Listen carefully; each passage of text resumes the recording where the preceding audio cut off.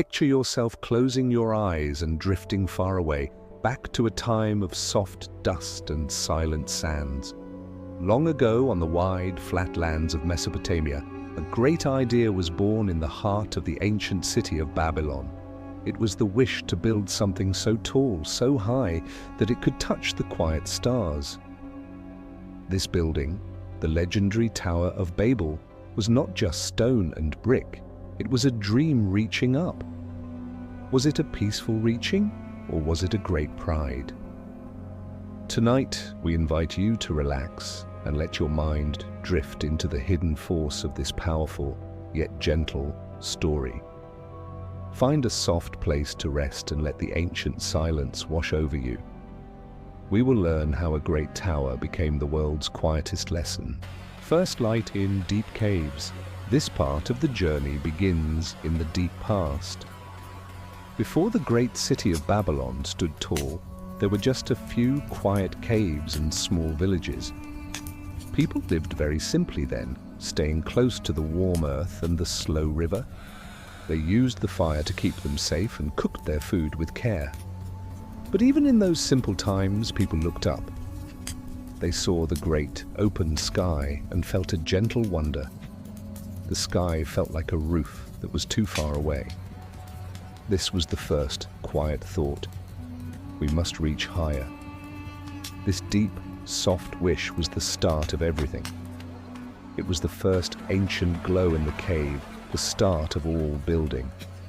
This light was the feeling of knowing there was more above, and they wanted to get closer to that mystery. They looked at the mountains and wished they could build their own mountains. The first people did not have strong tools, only simple stones and sticks. Their first homes were small and low to the ground. They wanted to be safe from the wind and the animals, but as they learned more, they found ways to stack stones, one stone on top of another, slow and careful. This was the first quiet lesson in building. They learned that if the bottom stones were wide and strong, the top stones could be a little higher. This patient stacking became the secret to all the great buildings that came after. Every new layer was a success, a new piece of history written in the air. They were no longer just living on the earth, they were slowly, quietly reaching away from it. This gentle building was the first act of the tower dream. Soon, the small villages grew bigger and many families lived close together. They learned that working together made the building go faster. They could move bigger stones and mix the mud better to make stronger bricks. The dream of reaching high was shared by everyone, so they worked with happy, slow hands. When the sun went down, they would sit and look at the new height they had reached and feel peaceful. Each step up was a step closer to the moon and the stars they loved to watch. This was not a quick race, it was a slow, deep dance with the sky. They were learning the quiet, ordered path of the heavens.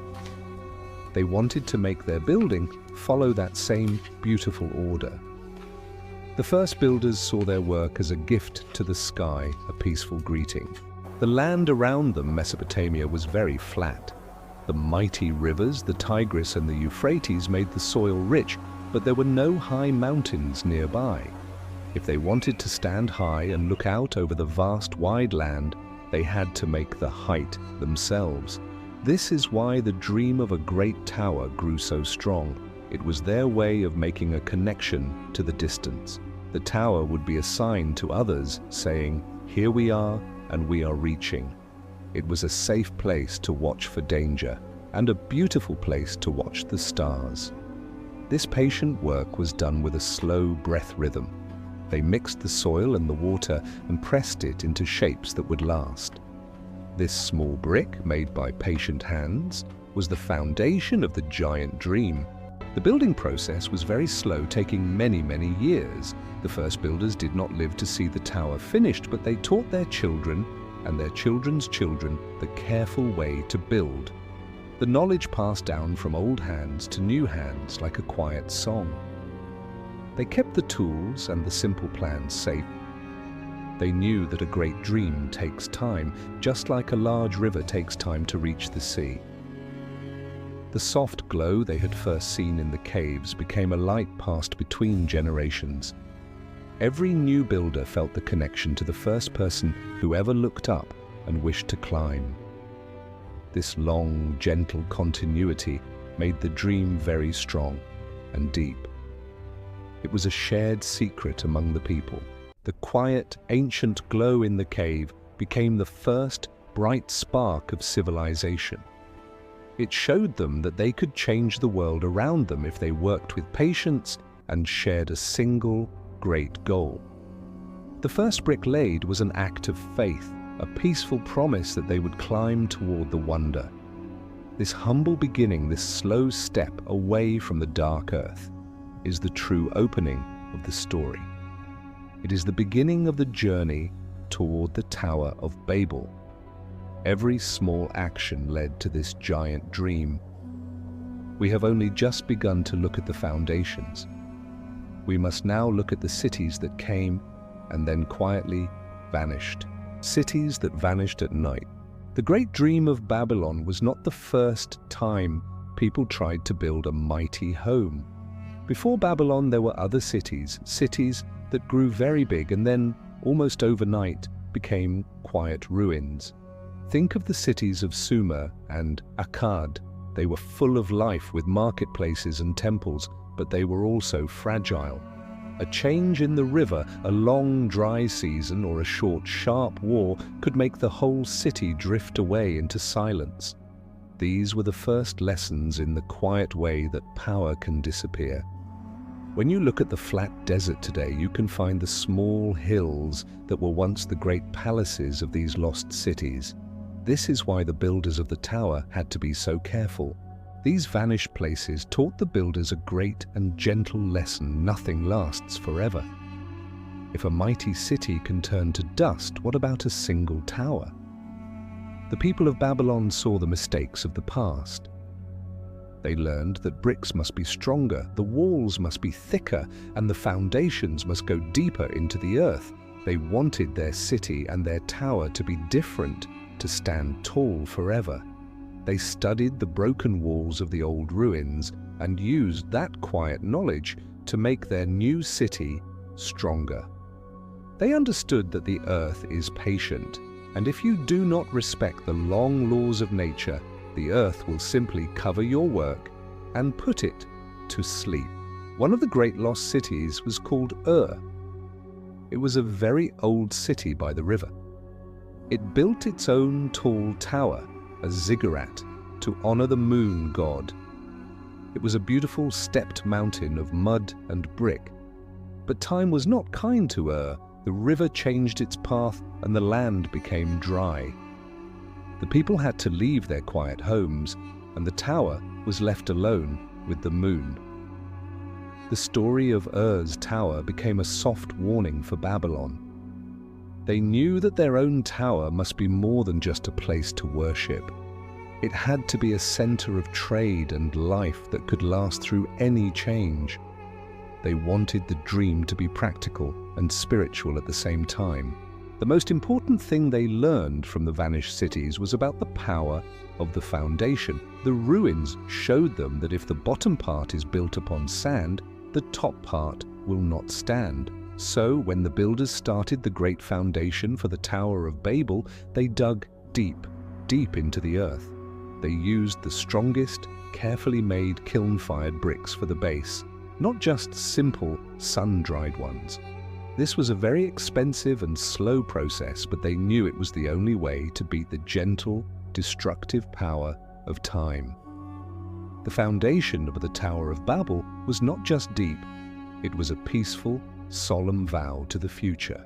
The people also learned about the quiet, constant danger of the river. The great rivers could bring life, but they could also bring a fast, deep flood. The lost cities were often washed away by water. So the builders of the tower chose a perfect high place inside the walls of Babylon. They made sure the foundation was safe from any great water.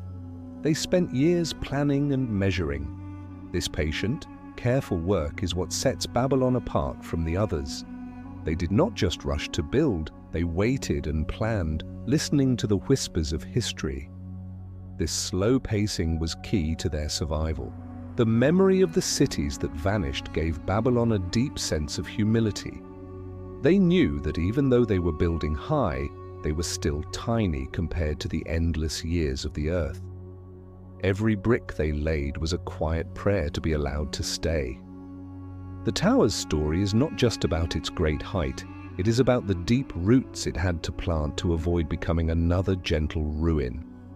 These forgotten tales from long ago became the secret strength of the new, great construction.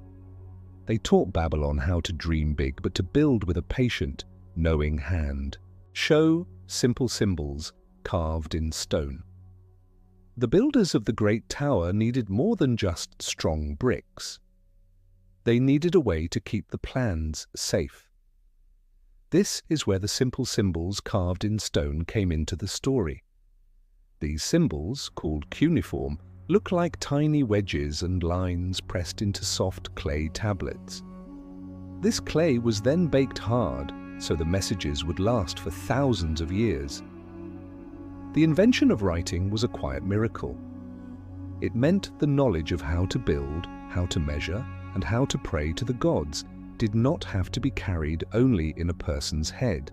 The earliest cuneiform tablets were not long poems or grand stories. They were simple lists: how many bricks were delivered, how much grain the workers ate, and the names of the supervisors. These simple facts, written in the soft clay, are the first clear documents of the tower's life. We can still read these ancient records today, and they show us the scale of the slow, gentle work. This simple accounting was the backbone of the big empire that supported the tower. It was the quiet administration that made the dream possible. The builders also used these simple symbols to write down their measurements. They needed to know exactly how wide and how tall each step of the ziggurat should be. The ancient Babylonians were very good at math, and their signs kept the building perfectly straight and balanced. If one corner was too high or too low, the whole great structure would fail. So the architects made detailed plans, drawing out the spiraling ramp and the square base. The patient carving of these plans into durable stone ensured that everyone, even those who joined the work years later, followed the original peaceful vision. The most important symbols were the ones dedicated to the gods. The tower was dedicated to Marduk, the most powerful god of Babylon. The builders carved special signs and gentle prayers into the foundation bricks.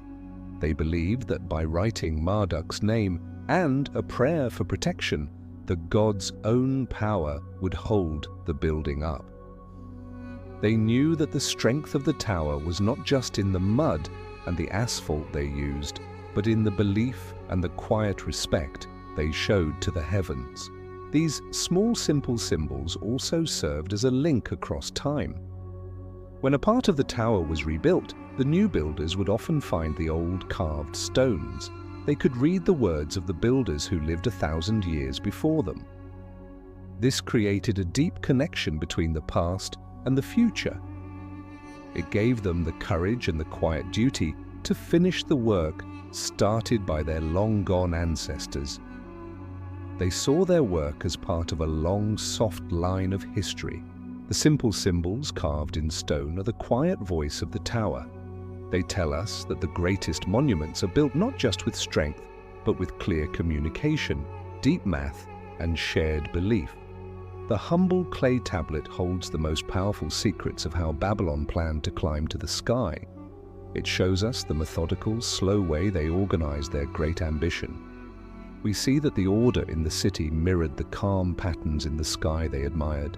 Find quiet objects left by old hands.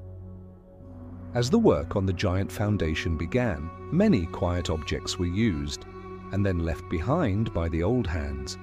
These objects are not gold or jewels, they are the simple tools that tell us the story of the daily, patient effort. We find stone hammers, woven baskets, and wooden ramps. They are often worn smooth from thousands of hands touching them, showing the slow, gentle rhythm of the work. Each hammer blow, each basket of mud carried was a small, quiet act of faith in the tower's future. The most important material was the brick itself. Babylon had no natural stone nearby, so they had to make millions of bricks from the mud of the river.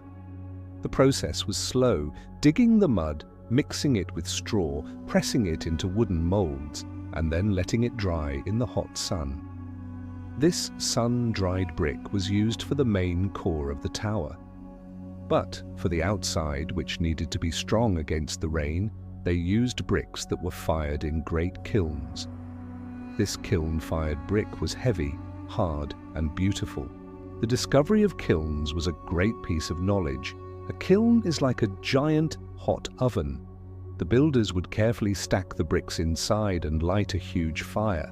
The fire would burn for days, turning the soft mud into a hard, dark stone. This process of changing the earth with fire was a kind of ancient science. The tower needed this new, hard material for its strength. It was a secret technology used in the building. The quiet fact is that the tower was built on the discovery of how to bake mud. To stick the bricks together, the Babylonians used a material called bitumen. Bitumen is a naturally occurring sticky black tar that seeped up from the ground nearby. It was a perfect waterproof glue. They would heat the bitumen so it became soft and then spread it thick between the layers of brick. And this bitumen not only held the tower together but also kept the water out, which was vital for the sun-dried mud bricks inside. This patient layering of brick and tar made the structure incredibly strong and durable. The old hands also left behind special copper chisels and smooth, polished measuring rods. These tools show the precision and care they took with every single layer. The masons were like quiet artists, ensuring every corner was perfectly square and every line was straight. They were building a temple for the gods, and it had to be flawless and balanced. When we look at these simple tools in a museum today, we can almost feel the gentle pressure of the ancient hands that used them to create such a massive, lasting structure. These quiet objects left behind are powerful historical proof. They show that the Tower of Babel was not built by magic or sudden divine intervention, but by the slow, patient labor of thousands of ordinary people. It was built by strong backs, careful measurements, and fire-hardened mud. The simple, worn tools are the quiet heroes of this story. They whisper the fact that the great height was achieved one slow brick at a time. The work was long, but the dream was quiet and strong. Share easy tales of big empires. The Great Tower of Babel could only be built during a time of big empires. An empire is like a very large family with one strong leader, and they have the money and the organization to do huge things. The city of Babylon became the center of a mighty empire that stretched over many lands. This power and wealth were needed to pay the thousands of workers and buy all the materials like the wood and the copper for tools. Without the calm, vast power of the empire, the tower would have stopped at its foundations. The most famous emperor was Hammurabi, a name that sounds strong and old. He brought peace and order to the land, which is the most important thing for building. When people feel safe, they can put down their weapons and pick up their tools. Hammurabi also created famous written laws. These laws were simple and clear, and they brought justice to the whole empire. This sense of order made the building process efficient and fair. It was a time of great organization. The empire's power allowed the builders to gather the best materials from far away. They needed strong cedar wood from the mountains of Lebanon to make the deep supports and the large molds for the bricks. They needed copper from distant mines for their tools. The soldiers and traders of the empire made sure these materials arrived safely and on time. The journey of a single piece of cedar wood traveling hundreds of miles by river and cart is a quiet, gentle tale of trade and imperial reach. The empire also brought in the best builders and engineers from every corner of their land. These people came with different knowledge and different skills, all working together on the same great project. They spoke different languages, but they all understood the universal language of measurement and construction. This diverse workforce made the tower stronger as they shared their various ways of mixing mud, firing bricks, and calculating the load-bearing strength. The Tower of Babel was not just a building for the empire, it was a symbol of the empire's power and pride. It told the world that Babylon was the center of everything, the place where the earth met the sky. Every person who looked up at its rising height felt a connection to the power of the empire.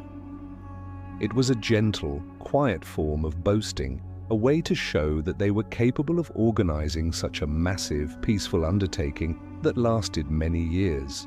These easy tales of big empires help us understand that the tower was built on more than mud. It was built on organization, peace, wealth, and shared knowledge.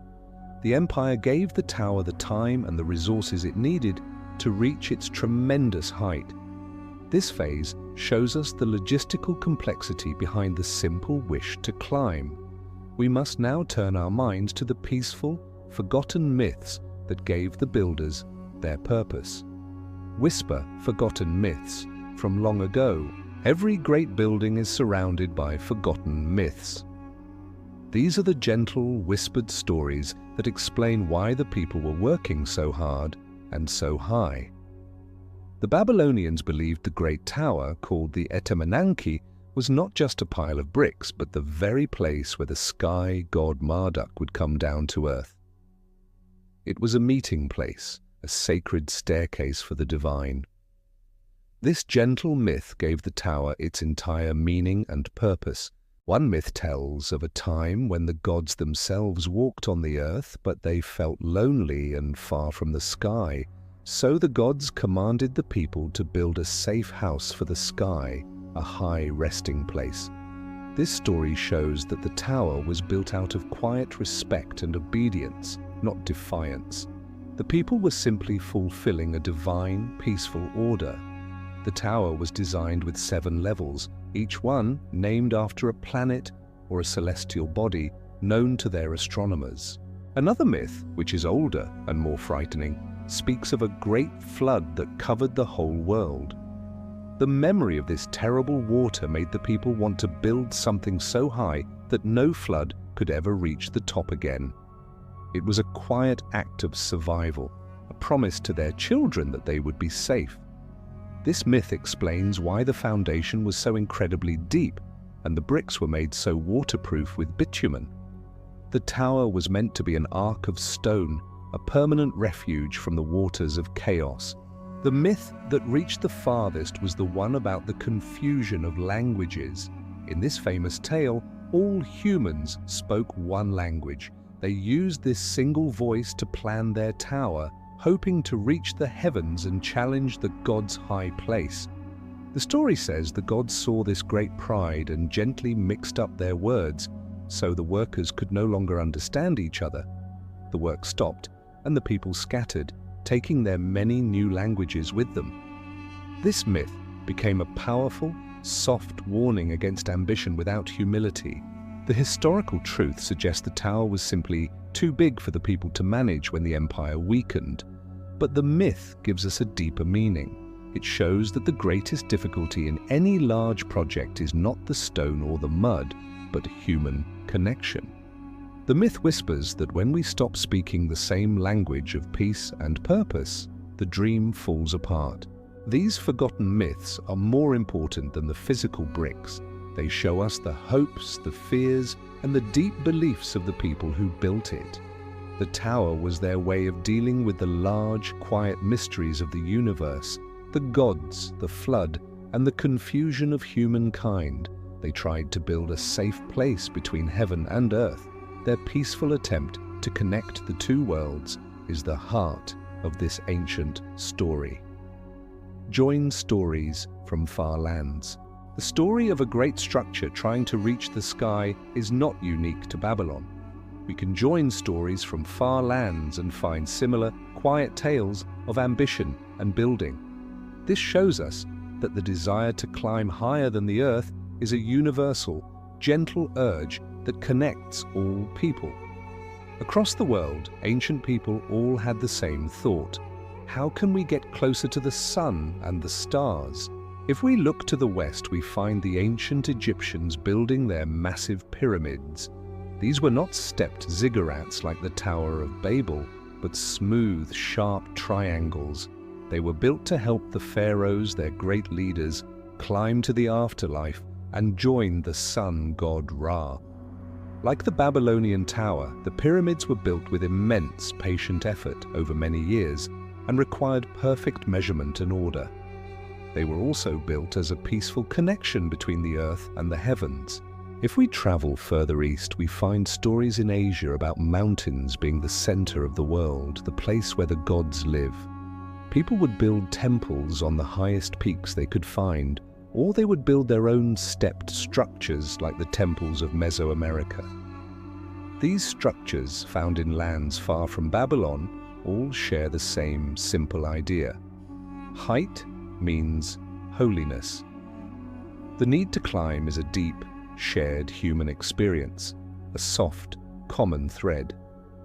The quiet difference between the Babylonian tower and the structures in far lands is the material they used. The Egyptians had huge hard stones for their pyramids.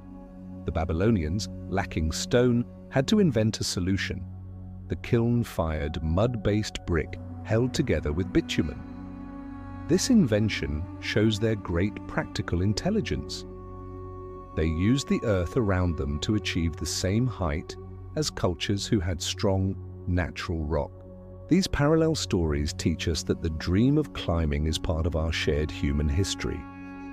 It reminds us that people in distant lands, speaking different languages, were all wrestling with the same quiet cosmic wonder. They were all trying to find their place in the universe and leave a mark that would last a long, long time. The stories confirm that the tower's dream was deeply connected to the human spirit. These connections help us understand that the Tower of Babel is more than a warning about pride. It is a celebration of shared human ingenuity and the peaceful, endless desire to reach for the sublime. The building efforts in all these far lands show us the long, quiet line of ambition. As we conclude this section, we prepare to understand the deeper layers of the tower's creation. Look at calm patterns in the sky. The Babylonians were masters of looking at the sky and finding calm patterns.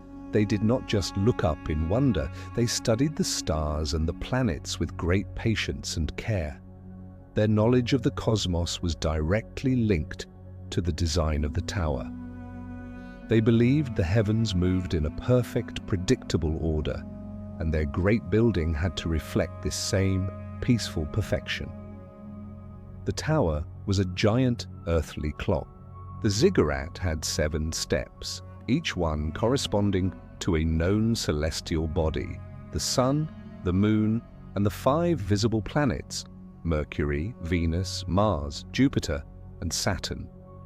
Each step was painted a different color, often blue for the moon or yellow for the sun, to represent the light and influence of that specific planet. The tower was not just a stack of bricks, it was a physical model of the solar system, made of mud and bitumen. The priests who worked at the tower were also ancient astronomers. They would climb the high steps every night to watch the stars. They made careful, written records of how the planets moved, where the sun rose, and when the moon changed shape. These vast records gave them great power as they could predict eclipses and important dates. This knowledge was used to guide the kings in making decisions, ensuring their actions matched the peaceful rhythm of the cosmos. This patient observation created a system of time that we still use today. They gave us the idea of a week with 7 days, matching the 7 celestial bodies of the tower. They tracked the year and the seasons, which was vital for farming the fertile land. Their great knowledge shows that the climb was not reckless. It was a careful, scientific effort to understand and join the divine order they saw above. The top platform of the tower was the most important part. It was a small temple, perfectly aligned with the rising and setting points of the planets. This platform was where the most sacred rituals took place, allowing the priests to feel the deep connection to the heavenly bodies. It was the quiet heart of the building, a place for silent contemplation and worship. The calm patterns in the sky gave the builders their final authority. They were not simply building a building, they were following a divine blueprint that they had patiently mapped out over centuries. This peaceful sense of order is what made the tower a true marvel. It was the physical expression of their cosmic wisdom. The climb was not about getting higher than the gods, but about standing at the precise point where the order of the stars could be felt most clearly. Feel hidden forces all around. The people working on the Tower of Babel did not just see stone and mud, they felt hidden forces all around. They believed the world was full of spirits, protective deities, and powerful energies. Every decision, where to lay a brick, when to start a new level, was influenced by this deep spiritual feeling. They wanted their tower to be filled with positive energy and protected from any quiet dangers. To protect the massive structure, the builders performed many rituals. Before they laid the very first foundation brick, they would bury small clay figures in the ground. These figures were statues of protective spirits and minor gods. They believed these buried guardians would keep the foundation safe from floods and evil influences. This simple, ritualistic act was a crucial part of the construction, a kind of ancient, peaceful insurance. The most important energy was the power of the number 7. Because the tower had 7 steps, it connected to the 7 planets, which the Babylonians believed were the ultimate source of order and life. The number 7 was a perfect sacred number. By building the tower with 7 levels, they were channeling the peaceful, organizing force of the universe directly into their city. Every brick on the 7th level felt closer to the quiet cosmic wonder. The workers themselves felt a spiritual connection to the task. They were not just laborers, they were part of a holy effort to build the house of their great god, Marduk. This feeling gave them immense, patient strength and kept them working through the intense heat and the long years. They worked with a deep focus, knowing their efforts were part of a giant, peaceful prayer rising to the sky. The tower was also a spiritual center point for the whole empire. People would travel great distances to come to Babylon and visit the tower. They believed that standing at the base of the Ziggurat would bring them closer to the hidden knowledge of the heavens. It was a place of quiet pilgrimage where people could feel the sheer force of human ambition and divine presence at the same time. The tower's height and size were not just for show, they were a way to show respect for the vastness of the cosmos. The builders' work was an act of deep devotion. By acknowledging and celebrating the hidden forces all around them, they believed their tower would stand forever. This spiritual foundation was as important as the kiln-fired bricks themselves. This deep connection to the divine made the tower a living, powerful entity. Mix, truth and gentle myth. The story of the Tower of Babel is a careful mix of truth and gentle myth. The truth is the massive Etemenanki Ziggurat, a real building in the city of Babylon. The gentle myth is the story of humans trying to reach the sky and the resulting confusion of languages. To truly understand the tower, we must look at how these two parts peacefully fit together. The myth often tells us the meaning, while the history gives us the facts. The historical truth is clear. The Etemenanki was built on a square base, much larger than a modern football field. It was rebuilt many times over 1,000 years. This slow, careful construction is a testament to human engineering and persistence. The tower was made mostly of mud brick, a common, humble material. Its height was impressive, but its sheer volume of material was even more stunning. The great effort shows a deep, long-term commitment. The gentle myth gives the tower its famous warning. The idea of the confusion of languages speaks not only to a divine curse, but to the simple, difficult reality of a huge international project. As the Babylonian Empire grew, workers came from many different regions: Elamites, Sumerians, Akkadians. They all had their own ways of speaking. The myth captures the frustration of trying to run a complex construction site where communication was a constant, real challenge. The myth serves a peaceful, important purpose.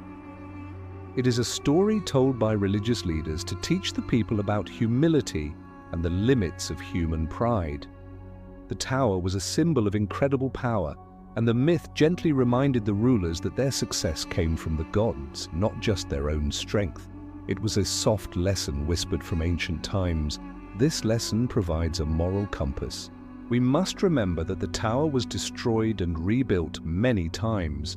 The myth of its collapse might have come from a time when one of its many rebuilds failed, or when a foreign army conquered Babylon and left the structure in ruins. The failure was not a single dramatic event, but a long, slow cycle of ambition, ruin, and then patient restoration. So when you think of the Tower of Babel, let the truth of the enormous patient construction give you wonder, and let the gentle myth of the confused tongues give you a quiet feeling of peaceful caution. Both parts of the story are vital. They show us the deep science and the deep heart of the builders. The tower is a perfect symbol, a real physical place that still teaches us a timeless, simple lesson about the difficulties of shared human dreams. Sea liners that cross many years. The story of the Tower of Babel is defined by the lines that cross many years. This great structure was not finished in a single lifetime. It was a patient, generational project that lasted for over 1,000 years. Its history is a long, soft, continuous line of effort, stopping and starting like the gentle rhythm of the river. To understand its true scale, we must look at the quiet timelines of its most important phases. The first lines begin with the early Sumerian kings around 2100 BC. They started the original stepped platform. This was the light, dreamy beginning of the tower when the core ideas of the Ziggurat were first put into stone. It was a humble start, a small yet powerful commitment. Then, as empires changed, the work would stop and the structure would decay until a new, strong leader would pick up the patient work again. The second important line is the time of the First Babylonian Empire under King Hammurabi, around 1700 BC. He dedicated money and time to rebuilding and maintaining the tower, ensuring it remained the religious center of his vast empire. This was a time of organization, ensuring the tower's survival for several centuries. The tower stood as a symbol of peace and order for hundreds of years. The most famous line belongs to King Nebuchadnezzar II around 600 BC. He was the one who restored the tower to its ultimate, incredible size. His time was marked by great ambition and the use of the deepest knowledge and maps. He added the huge outer walls, the beautiful glazed blue bricks, and ensured the temple at the top was truly magnificent. His effort defines the tower that most people remember. These long lines of time show us a key fact.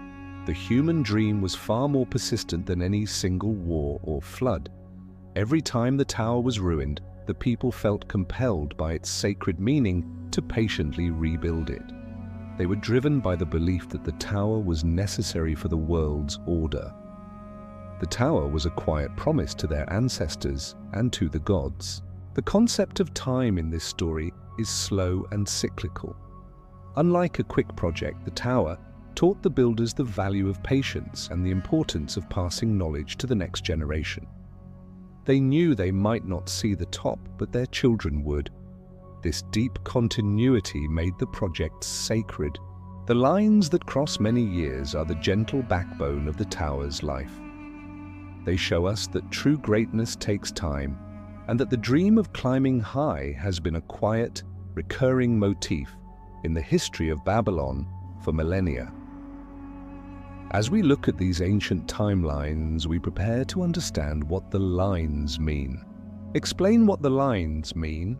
When we look at the lines of the Tower of Babel, we need to explain what the lines mean. The most important lines are the simple, straight lines and square angles of the base. The base of the ziggurat was a perfect square, a symbol of stability and the four corners of the world. This simple geometric shape, repeated 7 times, ensured the structure was perfectly balanced and could bear the immense weight of the mud bricks. The Babylonian engineers were masters of simple geometry. They used ropes and measuring sticks to lay out the massive square. They knew that if the diagonal lines across the square were exactly the same length, the corners were a perfect 90 degrees. This use of deep knowledge made the tower stand tall and true for centuries. The lines mean order and precision, proving that their building was not random, but based on careful, patient knowledge. Another important set of lines are the spiraling ramps that wound up the side of the ziggurat. The Babylonians did not use simple stairs like the Egyptians. They built wide, gently sloped ramps so that animals, carts, and large processions of priests could easily travel up the enormous height.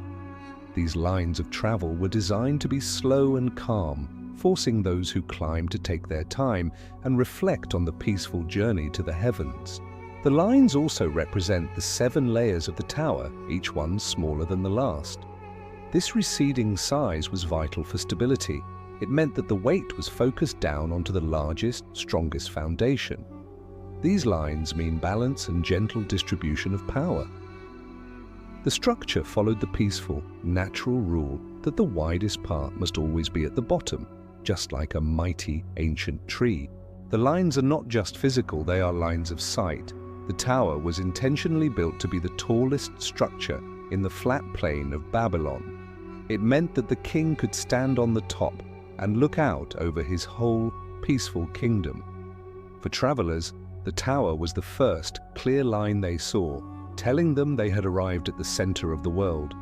The lines mean centrality and authority. The lines that cross many years also mean continuity. Every new ruler who rebuilt the tower had to respect the original square foundation and the 7-layer structure. The lines meant adherence to an ancient, sacred tradition. The tower, with its perfect geometry and patient scaling, is a quiet monument to the power of order and the simple wisdom of math. These clear, strong lines are a core fact of the tower's long life. Draw soft picture links. The tower's massive shape helps us to draw soft picture links between the work of man and the work of nature. The builders did not create a shape that was completely new. They looked at the world around them and tried to gently imitate the most powerful, peaceful structures they saw. This act of peaceful imitation gives the tower a natural, comforting feeling. The clearest picture link is the mountain. In the flat plains of Mesopotamia, there were no mountains. The tower was their attempt to build their own mountain, a ziggurat, which means mountain peak. Mountains are seen as the highest places, closest to the gods. By building the tower, they were symbolically bringing the sacred mountains into the heart of their city. This was a deep, quiet desire to live closer to the sublime. Another soft picture link is the winding river. The Tigris and Euphrates rivers were the lifeblood of Babylon. The spiraling ramps of the ziggurat, which wrap around the square core, look like the slow, curving path of a river as it travels across the flat plain. This connection suggests that the ascent was meant to be as natural and flowing as the water that gave them life. The gentle climb was a quiet echo of the river's long journey. We can also see a link to a giant stylized tree. The foundation is like the deep roots, and the rising steps are like the trunk and the strong lower branches. A tree connects the underworld, the earth, and the sky. The tower was meant to do the same, to be a cosmic axis that quietly held the 3 parts of the world together. This peaceful image connects the structure to the rhythm of life and growth.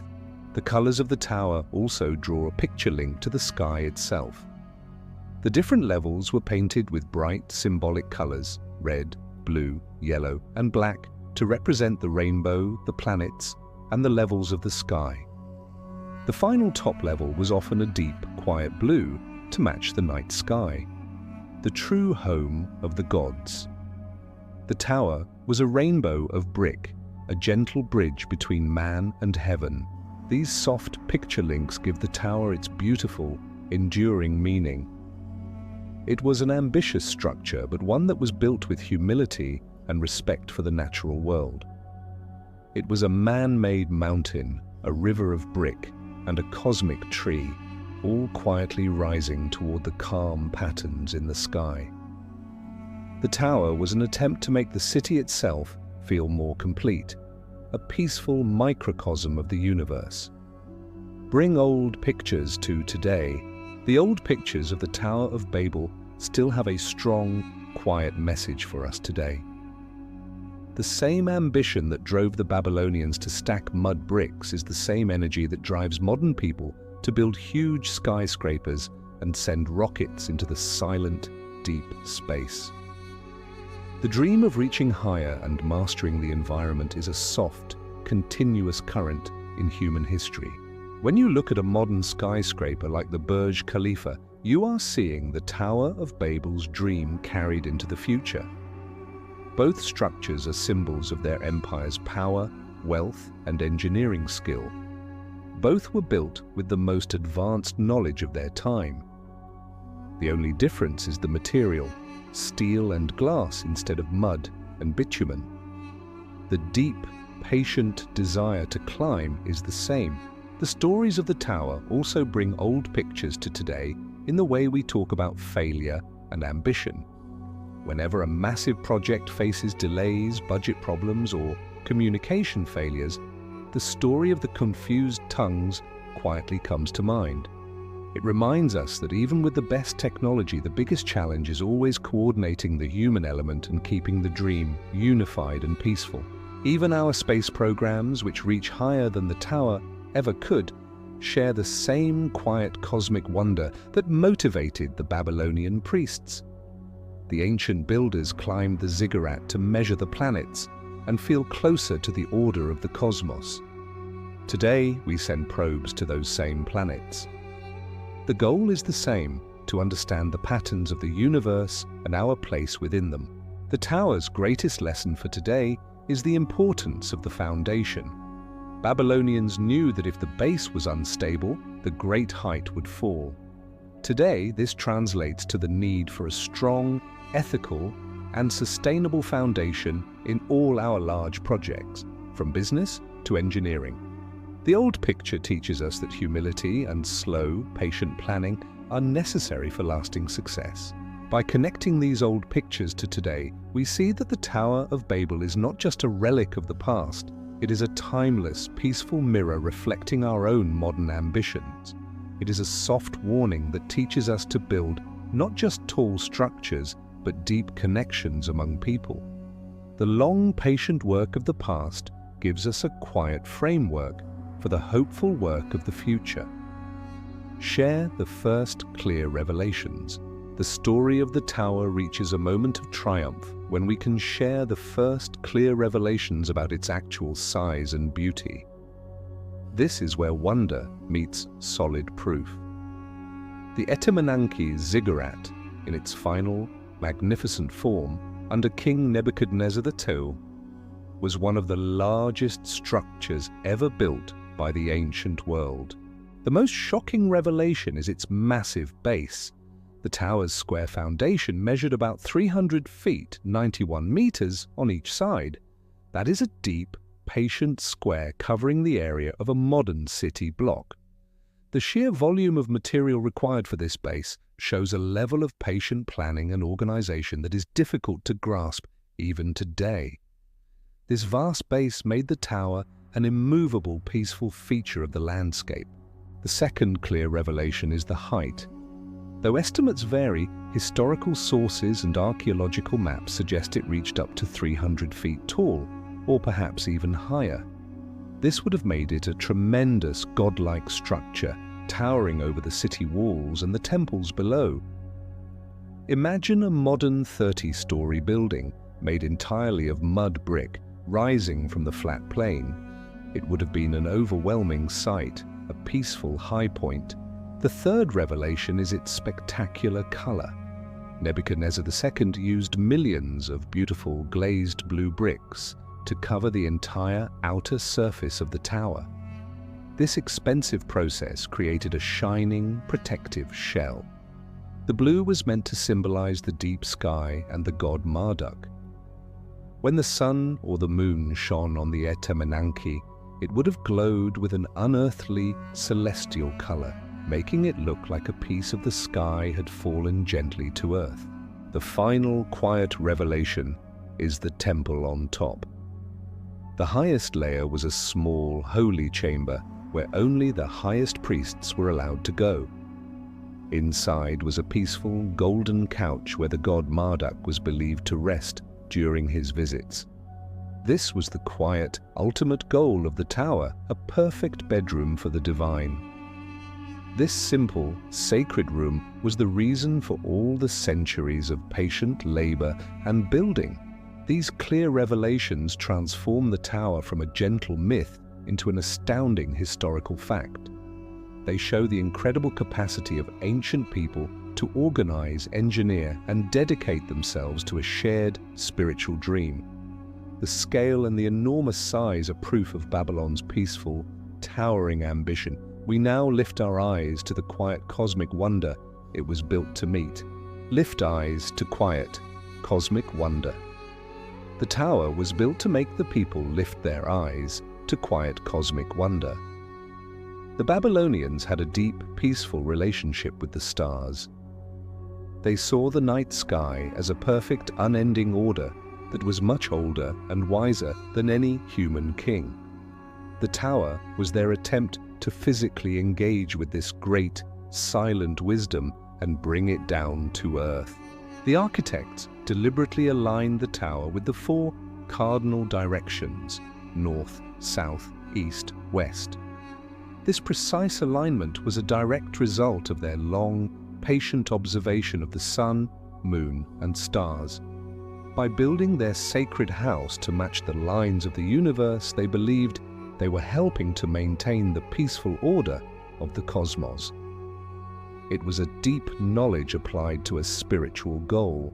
The act of climbing the spiral ramp was a symbolic, quiet journey through the cosmos. As the priests and kings ascended, they passed the levels named after the planets. With every step, they moved farther from the everyday noise of the city and closer to the silent, celestial calm. The climb itself was a meditation, a gentle process of leaving the chaos of earth behind and approaching the perfect order of the sky.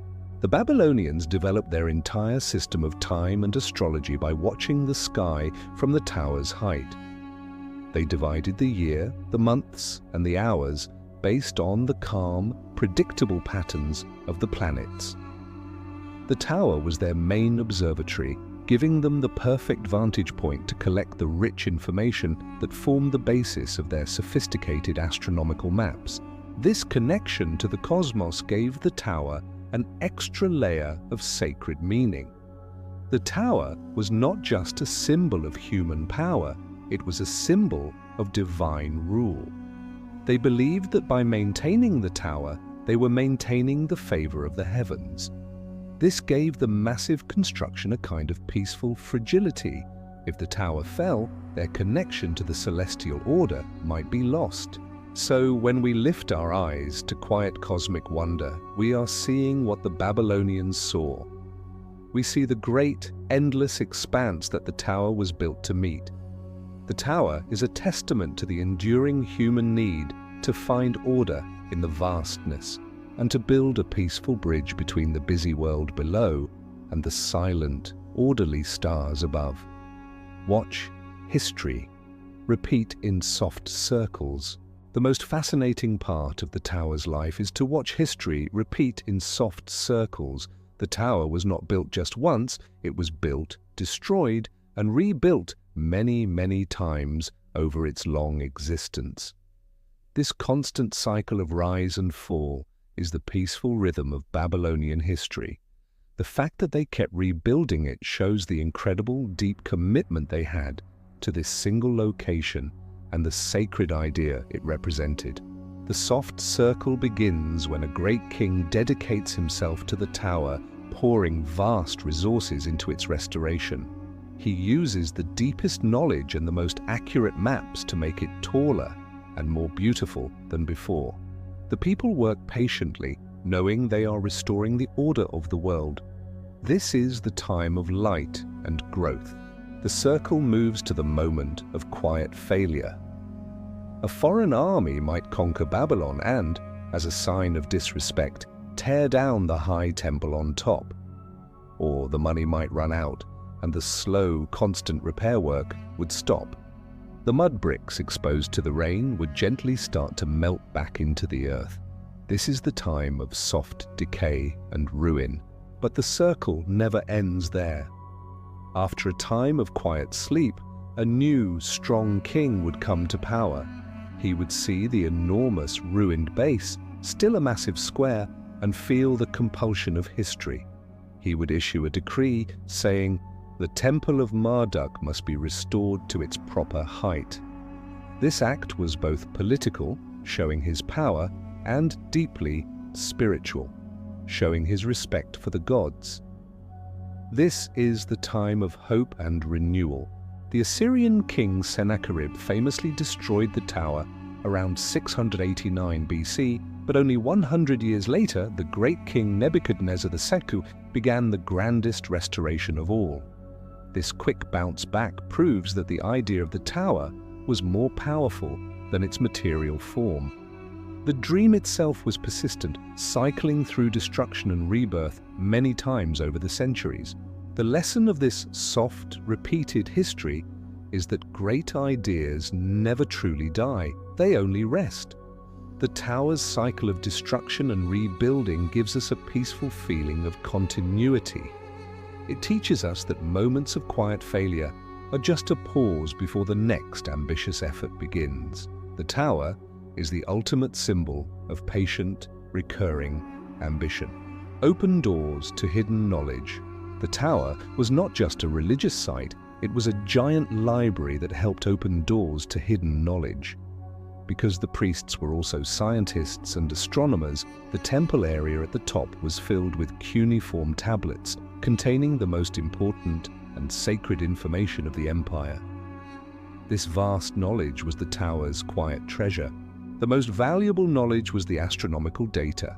The priests stored thousands of tablets recording the calm patterns in the sky, the exact movements of the sun, moon, and planets over hundreds of years. This patient, vast record-keeping allowed them to predict celestial events, create accurate calendars, and understand the order of the cosmos. This knowledge gave the priests immense power and was carefully guarded. Another form of hidden knowledge stored at the tower was the deep maps. The Babylonians created some of the earliest known world maps on clay tablets. These maps showed the rivers, mountains, and neighboring lands. They were a blend of real geography and symbolic belief. The tower, as the physical center of the world, was the logical place to store the knowledge of the world's extent. The tower also housed technical knowledge. The scribes kept detailed records of the tower's construction, including the precise measurements, the amount of bricks used, and the engineering techniques for load-bearing walls. This information, passed down through the lines that cross many years, allowed later kings to rebuild the tower accurately. The secrets of how to build so tall were carefully preserved. This hidden knowledge was not shared with the common people. Only the priests and the king's scribes were allowed access to the most sacred tablets. The peaceful height of the tower served as a natural barrier, protecting the valuable information from theft and confusion. The physical distance between the busy city and the quiet high temple symbolized the separation between common life and deep wisdom. The tower's life as a library reminds us that the greatest ambition must be built on a foundation of deep knowledge and patient learning. The silent walls of the Etemenanki were filled with the facts of the Babylonian world. They were quietly trying to collect all the knowledge of the universe in one single high place. Reach a peaceful high point. The story of the Tower of Babel eventually reaches a peaceful high point. This is the final moment of complete triumph, the point in history when the structure stood in its full, majestic glory under King Nebuchadnezzar II. This was the most glorious, peaceful moment of Babylonian power, and the tower was its shining symbol.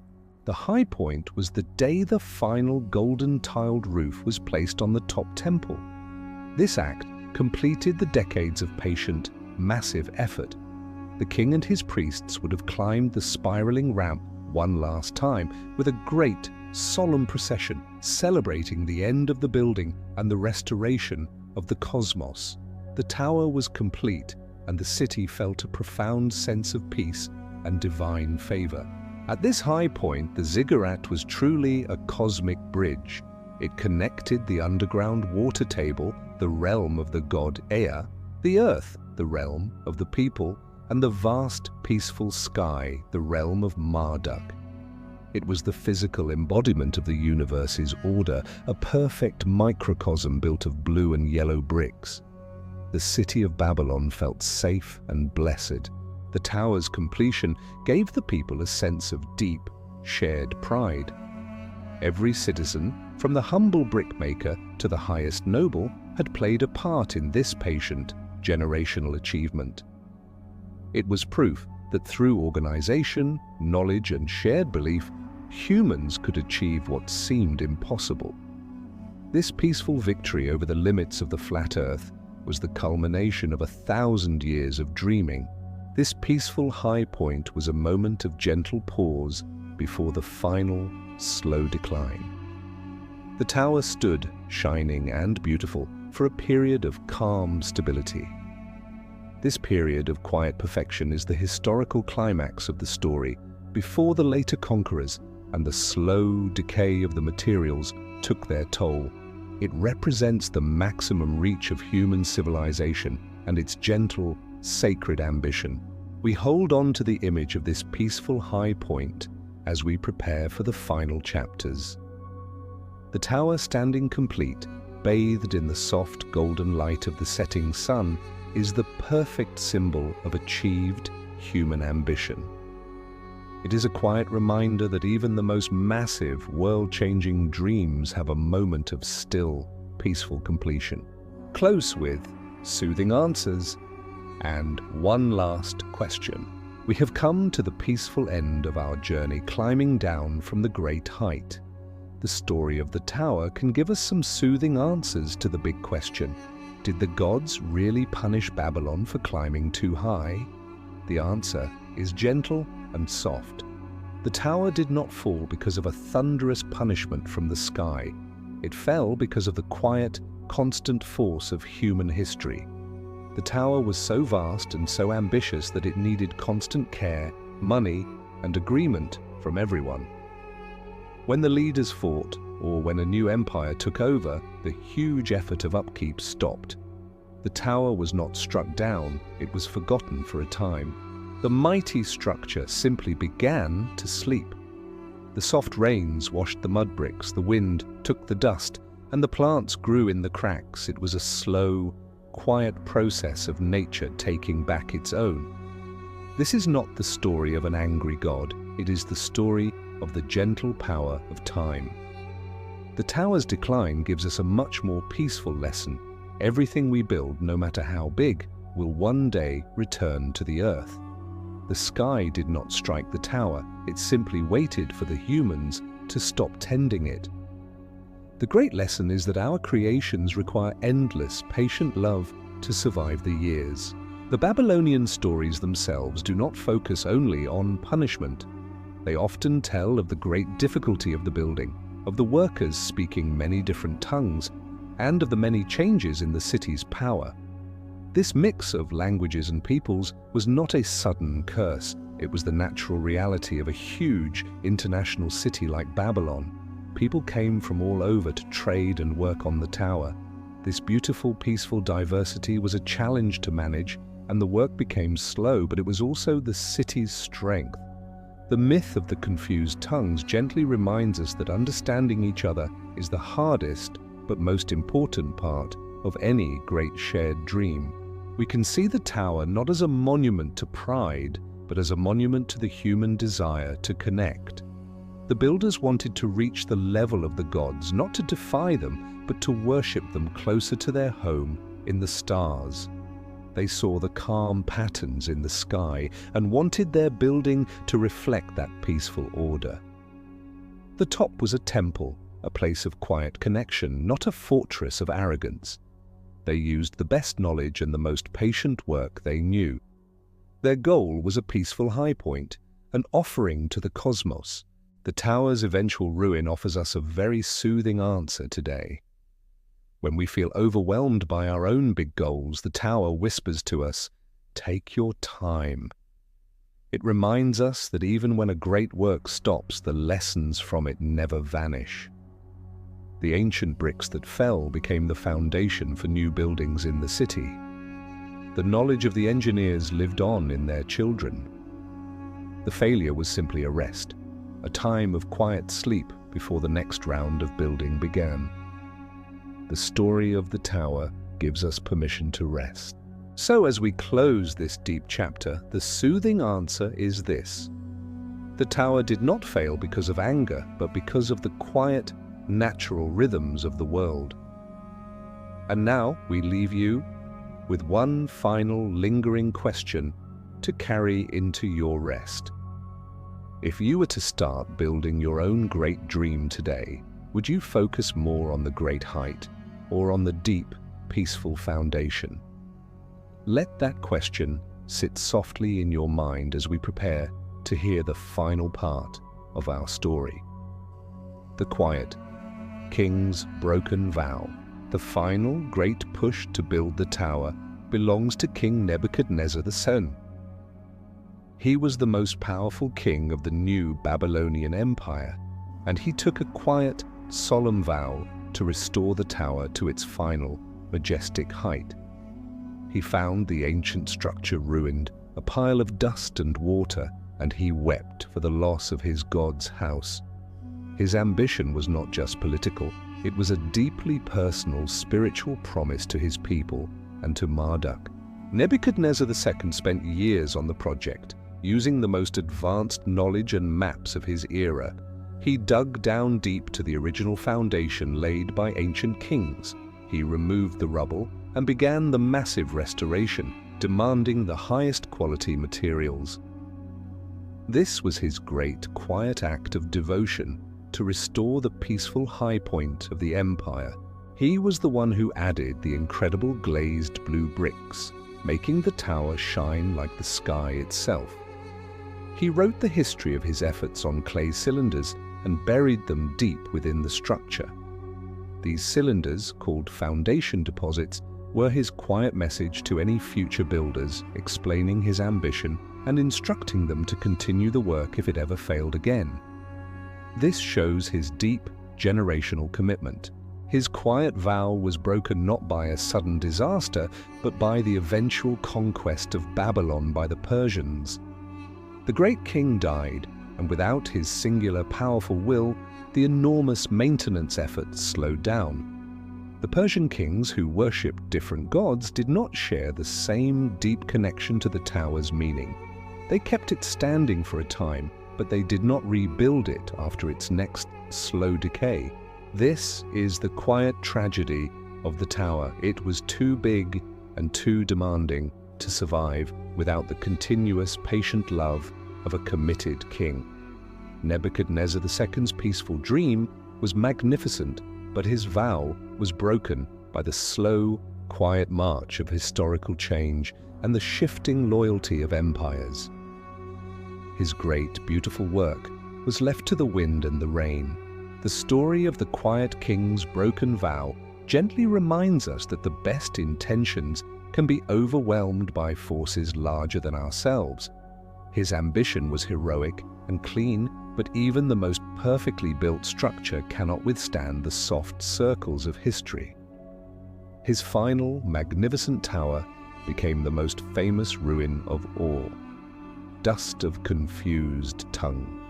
The most famous myth of the tower is about the dust of confused tongues. This myth, which says the builders suddenly could not understand each other, is a powerful, peaceful symbol of the Tower of Babel's real, complex social life. Babylon was truly a city of many, many voices. The historical city of Babylon was a melting pot, a center for global trade and power.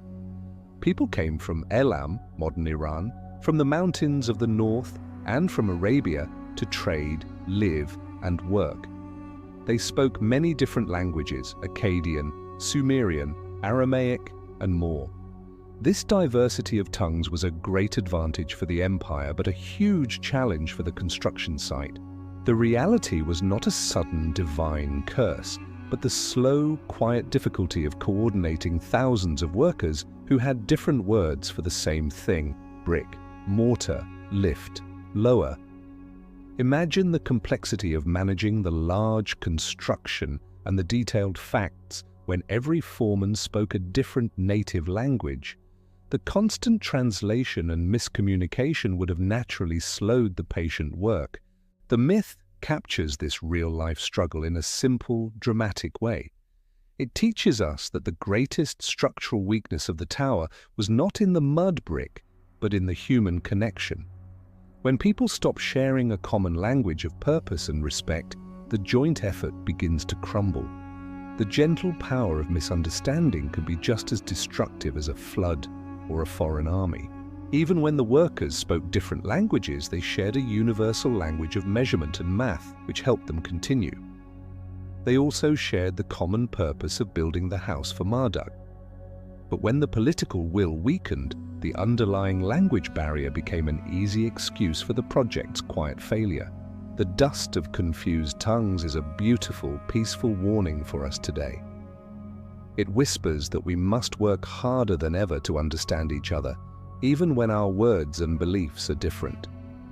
The tower's slow decline reminds us that shared vision and clear communication are the deepest foundations of any great dream. How the tower turned to sleep. The Tower of Babel did not meet a sudden, fiery end. Instead, we learn how the tower turned to sleep. This process of decay was slow, gentle, and quiet. After the final great restoration by Nebuchadnezzar II, the tower stood tall for many years, but the soft circles of history were already in motion. The tower's first great weakness was its material, mud brick. Although the outer layer was covered in hard, beautiful glazed bricks, the core of the structure was millions of sun-dried mud bricks. This material requires constant, patient maintenance to survive the winter rains. Every year, workers had to climb the ramps and repair the small cracks and washouts. When the new rulers of Babylon stopped caring, this vital, patient work stopped too. The rain was the tower's quietest enemy. Without the glaze or the protective mortar being constantly reapplied, the rain would seep into the cracks. The mud bricks would slowly swell, soften, and then dissolve, returning the building material back into the earth. The massive structure began to sink and sag, not with a bang, but with a long, silent sigh. The final blow came when the Greek leader Alexander the Great conquered Babylon around 331 BC. He was impressed by the tower's ruins and wanted to rebuild it. But when he saw the immense amount of rubble, estimated to be enough to fill a dozen football stadiums, he knew the effort would be too vast. He ordered his men to clear the rubble to prepare for a new, grand foundation, but he died before the work was finished. Alexander's decision to clear the ruins was, ironically, the end of the tower. He removed the last remaining powerful evidence of the tower's height. All that was left was the massive, square foundation, a testament to the original builder's knowledge. The tower had finally fallen into its quiet, permanent rest. The story of how the tower turned to sleep teaches us about the patient power of natural forces over even the greatest human ambition. The the slow, gentle decay of the mud brick shows that to climb so high, one must also be willing to be pulled back to the earth. The ruin is peaceful, a soft answer to the question of its punishment. Shadows of the forgotten brick. What is left of the great Tower of Babel? Today, we are left with the shadows of the forgotten brick. If you visit the site of ancient Babylon, all you will see is a massive, low hill of earth and clay, marking the footprint of the huge, square foundation. Yet the story lives on in the few simple objects that remain. The most famous piece is the foundation brick itself. Archaeologists found millions of these bricks, many of them stamped with the name of King Nebuchadnezzar II. This stamp is his final, quiet signature on the dream. It is a tangible piece of history that tells us the story is real. Holding one of these bricks, you are holding the weight of 1,000 years of patient, quiet ambition.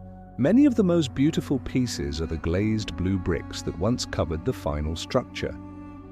These bricks, now in museums, are a shimmering, beautiful blue, sometimes with the quiet image of a lion or a dragon glazed onto them.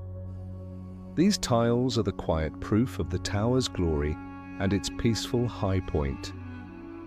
They are the fragments of the celestial color that once touched the sky. We are also left with the ancient foundation maps and inscriptions. These clay tablets, covered in cuneiform, show the tower's exact planned measurements, its vast knowledge written in stone. These maps are the ghost of the tower, showing us the perfect structure that once stood, even if the physical bricks have crumbled away. They are a soft answer to the question of the tower's purpose. The shadows of the forgotten brick also include the crater left behind by Alexander the Great's cleanup. The deepest part of the foundation, where the original kings began their first patient build, is still visible. This quiet, massive hole in the earth is the silent proof of the tower's immense roots, its deep connection to the earth itself. The greatest shadow is the story itself. The tower, with its powerful myth and its historical truth, continues to influence our ideas about language, ambition, and community. The quiet lessons of the forgotten brick have traveled further and lasted longer than the physical structure ever could. The material tower turned to sleep, but the dream remains enduring and gentle. The enduring, gentle dream. We close our journey by reflecting on the enduring, gentle dream of the Tower of Babel. The physical structure is gone, yet its meaning is stronger than ever.